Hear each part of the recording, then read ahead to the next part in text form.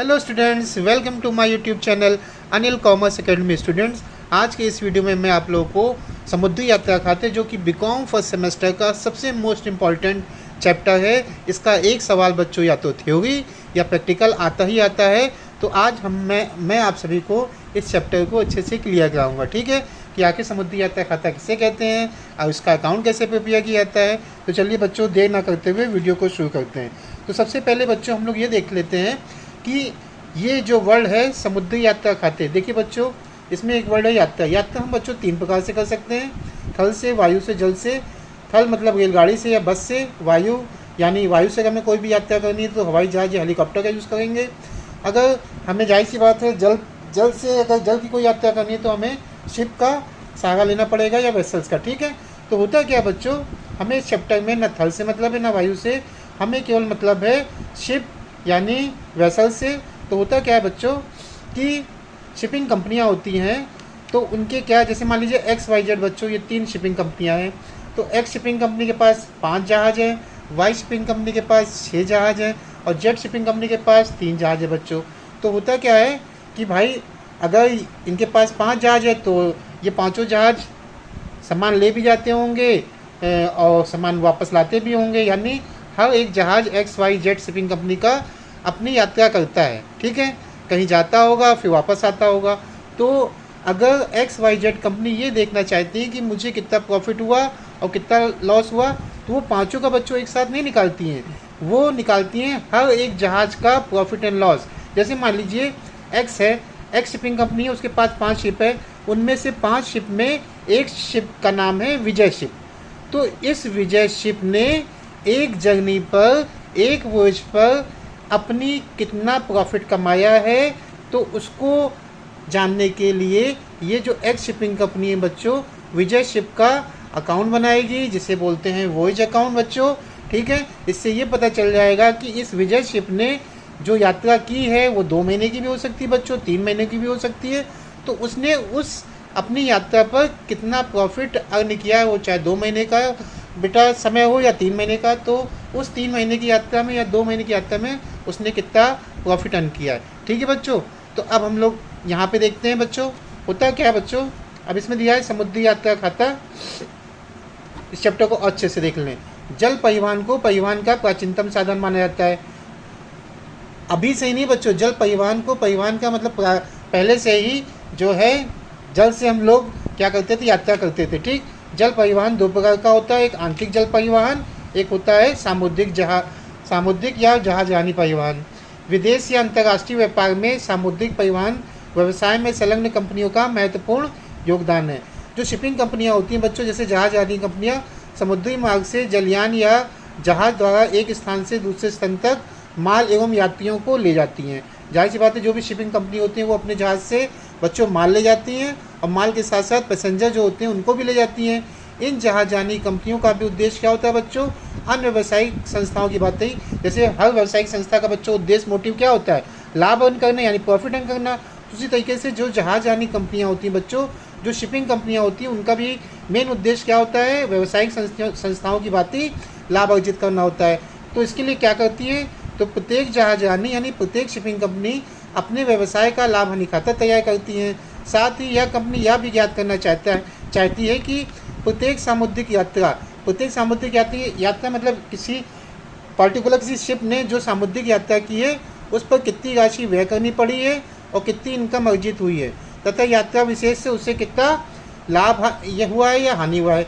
इस उद्देश्य की पूर्ति के लिए जो शिपिंग कंपनी होती हैं उनके द्वारा प्रत्येक सामुद्रिक यात्रा के लिए एक अलग से खाता खोला जाता है, जिसे समुद्री यात्रा खाता कहते हैं, ठीक है बच्चों। तो इसका मतलब समझ में आपको आ गया होगा कि प्रत्येक शिपिंग कंपनी अपने प्रत्येक जहाज का लाभ हानि जानना चाहती है कि उसने एक यात्रा पर उसने कितना प्रॉफिट अर्न किया उनके शिप ने। तो उसको जानने के लिए जो अकाउंट तैयार करती है उसे बोलते हैं समुद्री यात्रा खाता यानी वॉयज अकाउंट, ठीक है बच्चों। समुद्री यात्रा यानी वॉयज, जलयान या समुद्री जहाज शिप में माल लादकर एक बंदरगाह से दूसरे बंदरगाह तक ले जाना समुद्री यात्रा कहा जाता है बच्चों। इसमें एक वर्ड आया है बंदरगाह। बंदरगाह क्या होता है, बंदरगाह का मतलब पोर्ट, ठीक। अब पोर्ट क्या होता है समझ लीजिए, ये हम लोगों ने 3rd 4th में बच्चों पढ़ा था। जैसे रेल गाड़ी का स्टेशन होता है रेलवे स्टेशन, ठीक है। बस का होता है बस स्टेशन। वैसे ही बच्चों क्या होता है, जो शिपिंग कंपनियां होती हैं, जो जहाज़ होते हैं, वो भी तो कहीं ना कहीं स्टे करेंगे, कहीं ना कहीं रुकेंगे, उनका भी तो स्टेशन होता होगा। तो बंदरगाह एक ऐसा स्थान होता है जहाँ से सामान लादा जाता है और उतारा जाता है बच्चों, ठीक है। तो एक बंदरगाह से दूसरे बंदरगाह तक ले जाना समुद्री यात्रा कहा जाता है या समुद्री यात्रा निम्न 2 प्रकार की होती है। बाह्य यात्रा यानी आउटवर्ड जर्नी, जब जलयान भारत के यानी इंडिया के एक पोर्ट से फॉरेन के यानी विदेश के किसी बंदरगाह को जाता है बच्चों, ठीक है, तो इसे कहा जाता है, इसने कौन सी जर्नी तय की है, आउटवर्ड जर्नी, ठीक है। यानी जब जलयान भारत के एक बंदरगाह से विदेश के किसी बंदरगाह को जाता है तो इस यात्रा को आउटवर्ड जर्नी कहते हैं, यानी बाह्य यात्रा कहा जाता है। यदि यह जहाज भारत के एक बंदरगाह से भारत के ही दूसरे बंदरगाह तक जाता है तो इसे भी बाह्य यात्रा बच्चों कहा जाएगा, ठीक है बच्चों। इससे पहले वाले की विदेशी बाह्य यात्रा और दूसरे वाले की देशी बाह्य यात्रा कहा जाता है, ठीक है बच्चों। यानी जो पहले है इसको कहेंगे, इससे पहले वाले को विदेशी बाह्य यात्रा और दूसरी वाले की देशी बाह्य यात्रा कहा जाएगा। अब बच्चों हम लोग देख लेते हैं आंतरिक यात्रा या वापसी यात्रा। जैसे बच्चों अब जहाज गया है विदेश में तो वापस भी तो आएगा, तो इनवर्ड जर्नी यानी रिटर्न जर्नी, जब जलयान दूसरे देश से भारत वापस आता है, ठीक, या भारत के ही किसी बंदरगाह से वापस आता है, ठीक, तो जहाज की इस यात्रा को वापसी यात्रा कहा जाता है, ठीक है बच्चों। समझ में आ गया बच्चों। आउटवर्ड जर्नी ये होती है जब जलयान भारत के एक बंदरगाह से विदेश के किसी बंदरगाह को जाता है, ठीक, तो इसे आउटवर्ड जर्नी कहते हैं। या भारत के ही किसी बंदरगाह से भारत के ही किसी दूसरे बंदरगाह को जाता है तो आउटवर्ड जर्नी इससे कहते हैं, ठीक। इनवर्ड जर्नी, जब जहाज दूसरे देश से वापस भारत में आता है तो बच्चों इसे इनवर्ड जर्नी कहा जाता है, ठीक है बच्चों, इसे वापसी की यात्रा कहा जाता है। अब जलयान या जहाज समुद्री यात्रा में माल या सवारी को ढोने के लिए जिस वाहन का प्रयोग किया जाता है उसे जलयान या पानी का जहाज, जैसे शिप माने बच्चों हम लोगों ने पढ़ा होगा पानी का जहाज बचपन में, तो उसे क्या कहते हैं, जलयान या पानी का जहाज कहा जाता है। छोटे आकार के जहाज को स्टीमर कहते हैं तथा बड़े आकार के जहाज को वेसल कहा जाता है। अब समुद्री यात्रा की अवधि, समुद्री यात्रा जिस दिन से प्रारंभ होती है, जाहिर सी बात तो बच्चों जहाज ने जब यानी शिप ने जब यात्रा कमेंसमेंट किया होगा, यानी जब यात्रा तय की होगी, शुरुआत की होगी, तो जिस दिन से यात्रा प्रारंभ होती है और जिस दिन समाप्त होती है उस दिन तक की जो पीरियड होता है, अवधि को समुद्री यात्रा की अवधि कहा जाता है। इसमें वो दिन भी शामिल होते हैं जिसमें जहाज बंदरगाह पर लदा हुआ खड़ा रहता है। जैसे बच्चों मान लीजिए जहाज जो है वो इस पीरियड हम लोग देख लेते हैं बच्चों। जैसे जहाज चला है बच्चों जनवरी 1 को चला है बच्चों, ठीक है, जनवरी 1 को चला है, उसने यात्रा अपनी शुरू की है, ठीक है बच्चों, उसने अपनी यात्रा की है, शुरू की है 1 जनवरी को, ठीक। अब वापस कब आ गया बच्चों, वापस आया है वो 31 मार्च को, ठीक है बच्चों, 31 मार्च को वो क्या कर रहा है, वापस आ गया है, ठीक। अगर मैं आपसे पूछूं तो जाहिर सी बात है जनवरी 1 को उसने चालू की और 31 मार्च को वापस आ गया है, तो वॉच पीरियड कितना हो जाएगा, जनवरी फरवरी मार्च, यानी बच्चों उसने कितने, उसका वॉच पीरियड कितना हो जाएगा, 3 मंथ, ठीक है बच्चों। तो वॉच पीरियड ये होता है, ठीक। उसके बाद बच्चों क्या देखा है, बंदरगाह के दिन, जब जहाज पर माल चढ़ाया जाता है तथा उतारा जाता है तब जितने दिन इस कार्य में लगते हैं उन्हें बंदरगाह के दिन यानी पोर्ट कहा जाता है, ठीक है, पोर्ट डे कहा जाता है। अब समुद्री यात्रा खाता, जब जलयान समुद्री यात्रा खाता यानी वॉयज अकाउंट, जब जलयान एक स्थान से दूसरे स्थान की यात्रा तय करते हैं तो इन जलयानों की जो कंपनियां होती हैं यानी इन शिपिंग कंपनियां जो होती हैं अपने प्रत्येक शिप की यानी अपने प्रत्येक जलयान की यात्रा पर होने वाले लाभ या हानि को ज्ञात करना चाहती हैं बच्चों। और प्रत्येक यात्रा के लाभ या हानि को ज्ञात करने के लिए जो खाता तैयार किया जाता है या जो खाता बनाया जाता है बच्चों उसे समुद्री यात्रा कहा जाता है। ये कंपनियां इस खाते को अवधि के अनुसार भी बनाती हैं। अधिक स्पष्ट शब्दों में हम लोग कह सकते हैं समुद्री यात्रा खाता लाभ हानि खाते की प्रकृति का यानी नॉमिनल अकाउंट की तरह होता है, जिसमें क्या होता है बच्चों, क्रेडिट में इनकम होती है और डेबिट में जितने भी उस जहाज ने यात्रा में जितने भी एक्सपेंसेस लगे होंगे बच्चों उनको डेबिट किया जाता है, ठीक है। अब उसके बाद बच्चों शीर्षक में क्या लिखा है, समुद्री यात्रा खाते के शीर्षक में सबसे पहले शिप का नाम लिखा जाता है जिससे यात्रा की जाती है वो लिखा जाता है। यदि समुद्री यात्रा खाते की क्रम संख्या दी होती है वो लिखा जाता है। इस कम संख्या का भी उल्लेख इस खाते के शीर्षक में किया जाता है और उसकी अवधि का भी लेखा किया जाता है, यानी जहाज़ कब चला है, कब वापस आया बच्चों, और टोटल हम लोग वॉच पीरियड भी निकाल लेते हैं। ठीक है बच्चों। अब आगे हम लोग देखते हैं बच्चों, सबसे पहले अब देखते हैं बच्चों इसका फॉर्मेट, ये बनता कैसे। वॉच अकाउंट का फॉर्मेट बच्चों ये है आपका समुद्री यात्रा खाते का प्रारूप। ठीक, तो समुद्री यात्रा खाते का प्रारूप देख लेते हैं। ये बच्चों ये डेबिट साइड है, ये इसका क्रेडिट पक्ष है। ठीक है, तो अच्छे से हम लोग इसको समझ लेते हैं। सबसे पहले हम लोग देख लेते हैं कि क्रेडिट में क्या है। क्रेडिट में बच्चों दिया है by freight outward and primage inward and primage. अभी बच्चों ये होता क्या है, इसको अच्छे समझने के लिए हम लोग देख लेते हैं बच्चों, किताब में देख लेते हैं। ये देखिए, सबसे पहले हम लोग ऐसा करते हैं बच्चों, सबसे पहले क्या करते हैं एक्सपेंसेस का ही देख लेते हैं।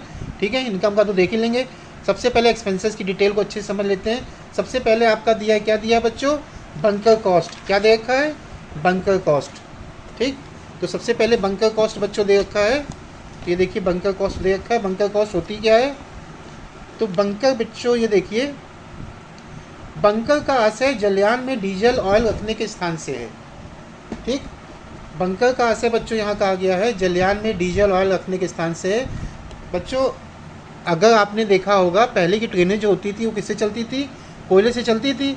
तो ऐसा तो होता नहीं था बच्चों कि पूरा कोयला पूरी ट्रेन में फैला दिया जाता है, तो कोयले रखने के एक स्थान होता था, तो उस स्थान को बोलते थे बंकर। तो उसी तरीके से ये जो शिप है, इतना बड़ा शिप है बच्चों, वो जिस चीज़ से चलता है जैसे डीजल, पेट्रोल, पानी आदि की लागत, तो बंकर का आशय जलयान में डीजल ऑयल रखने के स्थान से, जाहिर सी बात है बच्चों, इनको कहीं ना कहीं रखने के लिए स्थान होगा ना, तो उस स्थान को तो बंकर कहते हैं। ठीक बच्चों, पर समुद्री यात्रा खाते में तेल, पेट्रोल, शुद्ध पानी आदि जो भी वे यात्रा के संबंध में होते हैं वे सब डेबिट की ओर लिखे जाते हैं। आजकल समुद्री जहाज बहुधा कोयले के स्थान पर किससे चलते हैं बच्चों, डीजल। पहले कोयले से चलते थे, अब चलते हैं डीजल ऑयल आदि से चलाए जाते हैं। अतः इन जहाज़ों में पहले जहाँ कोयला बच्चों रखा जाता था, जिसे उस जगह को बंकर कहा जाता था, वहाँ क्या रखा जाता है बच्चों, डीजल ऑयल आदि ये सब वस्तुएं रखी जाती हैं जिनसे जलयान चलाने को शक्ति प्रदान की जाती है। ठीक है बच्चों, तो अब जाहिर सी बात है बच्चों, जैसे हम कहीं यात्रा करते हैं बाइक से, तो हम कहीं अगर किसी जगह जाना है तो पेट्रोल उतना डलवाते हैं, आने और जाने का दोनों। तो उसी तरीके से बच्चों कोई भी शिप होगा, अगर वो यात्रा कर रहा है तो आउटवर्ड का और इनवर्ड का दोनों का देखेगा ना कि टोटल कितना पेट्रोल, डीजल ये सब लगेगा। तो जितना भी एक यात्रा पर आउटवर्ड इनवर्ड पर लगेगा उसकी खर्चा, तो उसको बोलते हैं क्या, बंकर कॉस्ट। ठीक है, यानी डीजल, पेट्रोल, पानी आदि की लागत को क्या बोलते हैं, बंकर कॉस्ट, जो इस यात्रा में लगेंगे तो पहले से ही रख लिए जाते हैं बच्चों। ठीक है, अब उसके बाद दूसरा है बच्चों क्या, दूसरा आपका दिया है पोर्ट चार्जेस। पोर्ट चार्जेस बच्चों क्या है, ये देखिए, समुद्री जहाजी कंपनियों द्वारा बंदरगाह का प्रयोग समुद्री यात्रा को खड़ा करने, इस पर माल लादने एवं इस पर से माल उतारने आदि के लिए किया जाता है। ठीक, तो होता क्या बच्चों, पोर्ट पे क्या होता है कि अगर किसी के जहाज़ को, मान लो किसी भी शिपिंग कंपनी का जहाज़ है, उसको लंदन जाना है, तो लंदन जाने के लिए जाहिर सी बात है बच्चों 2-3 दिन 4 दिन तक वहाँ पर क्या होगा कि सामान लादा जाएगा बच्चों। ठीक है, और कुछ पैसेंजर भी जाएंगे। तो जिस दिन वो जाना होता है बच्चों, तो 3-4 दिन का जो वो शिप जो है उस पोर्ट पर खड़ा है, तो क्या होता है, तो माल उतारा जा रहा है, चढ़ाया जाएगा बच्चों, तो उन्हें इस प्रयोग के लिए कुछ राशि वहाँ के पोर्ट के ऑफिसर्स को देनी पड़ती है। इस राशि को बंदरगाह के वे यानी पोर्ट चार्जेस कहा जाता है। ठीक है बच्चों, अब डेप्रिसिएशन बच्चों, अब डेप्रिसिएशन से तो आप लोग अच्छे से जानते होंगे। तो डेप्रिसिएशन में क्या होता है बच्चों कि जहाज़ इतना करोड़ों का होगा, ठीक है, तो हम लोग क्या कर लेते हैं, इसका डेप्रिसिएशन निकालना बहुत ज़रूरी है। तो डेप्रिसिएशन इसका एनुअल में दिया होगा बच्चों सवाल में आपके, तो चूँकि और इसको निकाला कैसे जाता है, डेप्रिसिएशन दिया होगा सवाल में, टोटल डेप्रिसिएशन, और उस जहाज़ ने 2 महीने की अगर यात्रा की है, ठीक है बच्चों, 3 महीने की यात्रा की है, तो एनुअल अगर दे रखा है तो हम लोग वॉच पीरियड के हिसाब से डेप्रिसिएशन का कैलकुलेशन भी कर लेंगे। ठीक, अब बच्चों दे रखा है दलाली। दलाली को कहते हैं ब्रोकरेज। समुद्री जहाजी कंपनियों के लिए जो व्यक्ति व्यवसाय लाते हैं, व्यवसाय लाने का मतलब बच्चों यहाँ पर आप क्या समझ रहे हैं, व्यवसाय लाने का मतलब बच्चों यहाँ पर है कि अब शिपिंग कंपनी इतनी बड़ी कंपनियाँ होती हैं, तो वो तो जा के लोगों को कहेंगे तो है नहीं कि जो है कि आप हमारे शिप पे चलिए, हमारे शिप पे चलिए। तो कुछ व्यक्ति वो तय कर देती है, निर्धारित कर देती है कि आप हमारे शिप के लिए बिजनेस लेके आइए, ठीक। वो क्या करता है, वो व्यक्ति क्या करते हैं, उन पक्षों से जहाज कंपनी का संपर्क करा देते हैं, कंपनियों से जिनका माल समुद्री जहाजी कंपनी एक स्थान से दूसरे स्थान को ले जाएगी, यानी जिनका सामान जाना है बच्चों, तो वो परिचय करा देते हैं ऐसे लोग। तो उन्हें जो दलाली दी जाती है, उन्हें जो अमाउंट दी जाती है, उसे दलाली कहते हैं, चूँकि इस खाते के डेबिट पक्ष में लिखी जाती है, एक्सपेंसेस है, ठीक है बच्चों। तो अब दूसरा है बच्चों अगला, स्टी वेंडिंग चार्जेस, यानी माल लादने व उतारने के वे। जलयान की यात्रा आरंभ करने के स्थान पर माल को पहुंचाने, लिखा है जलयान की यात्रा आरंभ करने के स्थान पर माल को जलयान पर चढ़ाया जाता है, जिसे लदान या भार भरना यानी लोडिंग कहते हैं। इसी प्रकार जब जहाज गंतव्य स्थान पर पहुंच जाता है तो जलयान के पहुंचने पर जलयान से माल को क्या करना पड़ता है बच्चों, उतारना पड़ता है, जिसे अनलोडिंग चार्जेस यानी डिस्चार्जिंग कहा जाता है। तो जहाज पर माल लादने उतारने पर जो भी एक्सपेंसेस देने पड़ते हैं उसे क्या कहते हैं, समुद्री यात्रा खाते के डेबिट पक्ष में लिखे जाते हैं, इंग्लिश में इसे बोलते हैं स्टी वेंडिंग चार्जेस, ठीक बच्चों।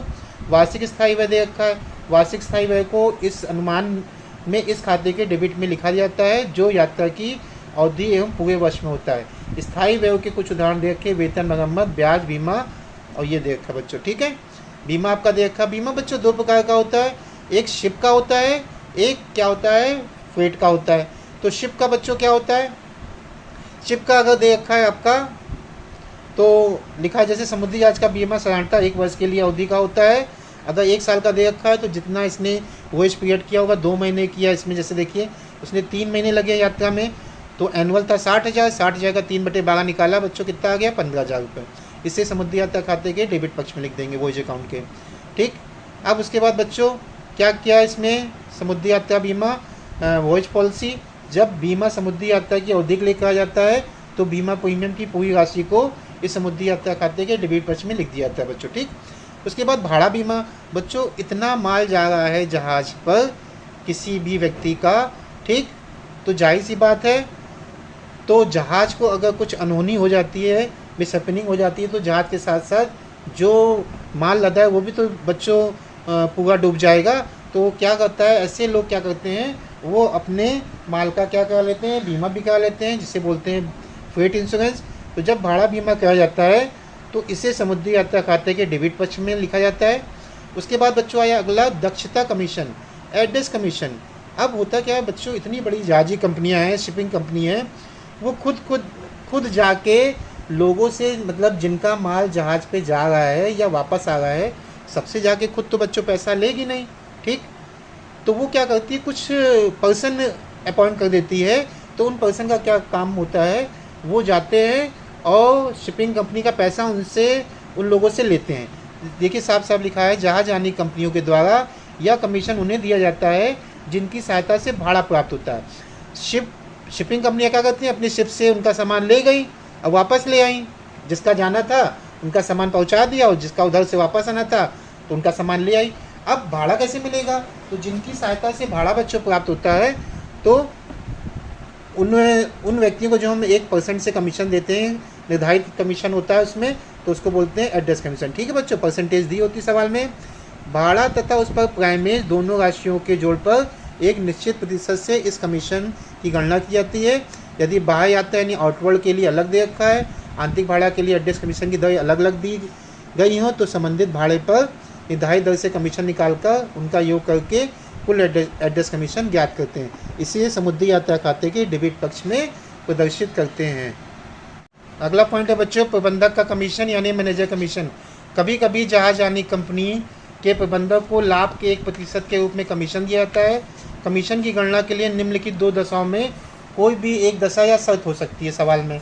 सबसे पहले दिया है, पहली कंडीशन क्या हो सकती है बच्चों, लाभ में से इस कमीशन को काटे जाने से पूर्व बच्चों देखिए ये लिखा है कि राशि पर एक निश्चित प्रतिशत से प्रबंधक को कमीशन दिया जाना है। इस दशा में पहले कमीशन से पूर्व लाभ की राशि ज्ञात की जाएगी, तत्पश्चात कमीशन की राशि निकालने के लिए सूत्र का प्रयोग किया जाएगा।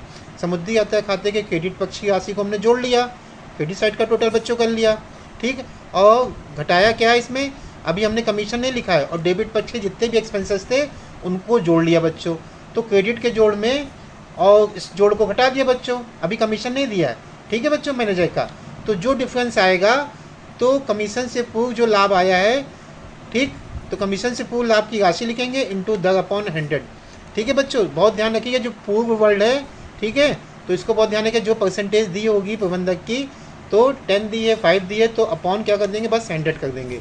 जैसे मान लीजिए बच्चों, माना कि कमीशन से पूर्व लाभ की राशि कितनी है, 4,40,000, और उससे कमीशन कितना देना है, 10%, जिसमें यह कमीशन अभी नहीं काटा है, तो सीधे सीधे कमीशन आ जाएगा 4,40,000 का 10% यानी 44,000। अब प्रॉफिट अगर देखना चाहेंगे तो 4,40,000 में बच्चों 44,000 घटा देंगे, तो प्रॉफिट आ जाएगा कि उस शिप ने कितना अपनी यात्रा पे प्रॉफिट अर्न किया। ठीक, दूसरा कंडीशन क्या बच्चों हो सकती है, दूसरी कंडीशन ये हो सकती है कि लाभ में से इस कमीशन को काटे जाने के बाद, देखिए बच्चों ये वर्ड आ गया बाद। ठीक, जब भी ये बाद वर्ड आएगा और लिखा है शेष बचे हुए लाभ पर एक निश्चित प्रतिशत की दर से कमीशन दिया जाना है,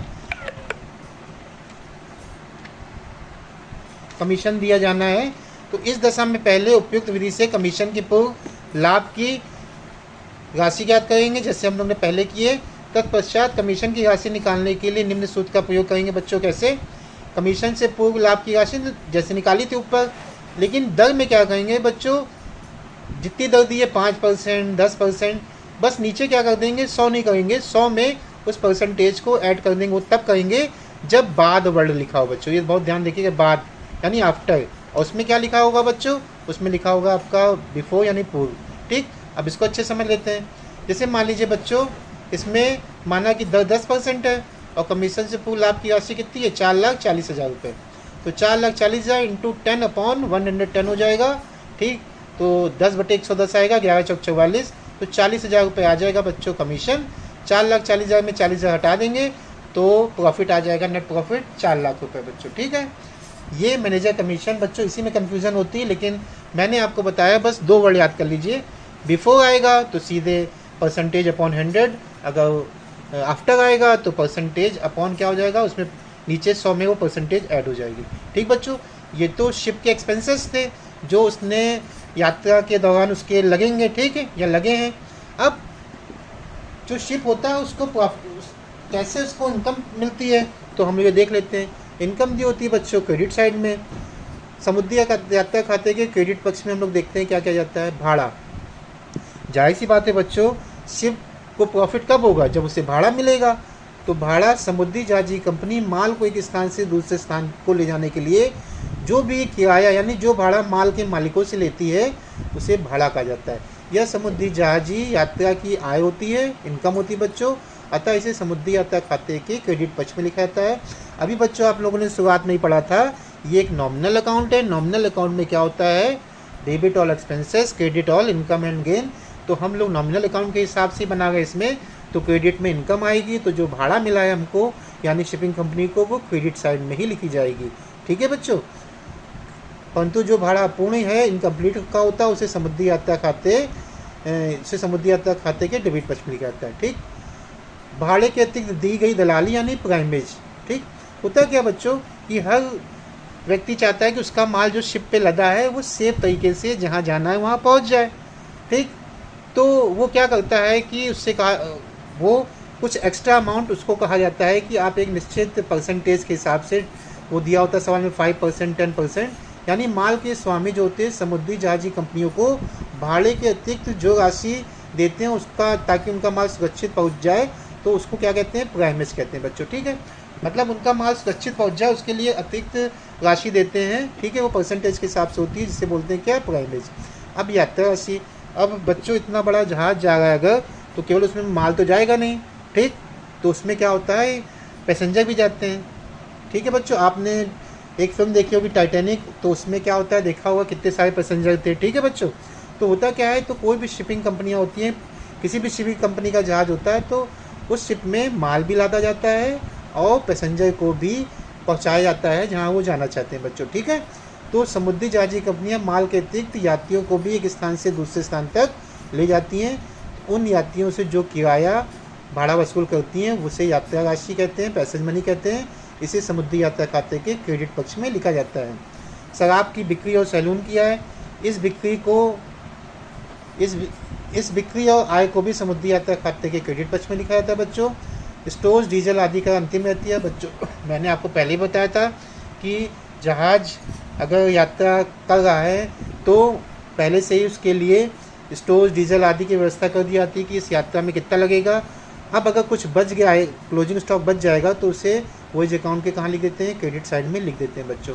ठीक है, तो बच्चों ये आपका फॉर्मेट था वॉइस अकाउंट का। क्रेडिट में बच्चों इनकम, क्रेडिट में सब इनकम आ गई बच्चों, ठीक है, और डेबिट में सब एक्सपेंसेस आ गए। तो नॉमिनल अकाउंट का रूल क्या कहता है बच्चों, जैसे हम लोग ने प्रॉफिट एंड लॉस बनाते थे, क्रेडिट को जोड़ते थे बच्चों इनकम को, और डेबिट के एक्सपेंसेस घटा देते, तो आता था हमारा नेट प्रॉफिट। उसी तरीके से अगर कोई भी शिपिंग कंपनी होती है, वो अपने पर्टिकुलर किसी भी जहाज़ का प्रॉफिट देखना चाहती है, तो वो क्या करती है, वॉइस अकाउंट बना लेती है और क्रेडिट साइड का टोटल यानी इनकम को जोड़कर एक्सपेंसेस घटा देती है।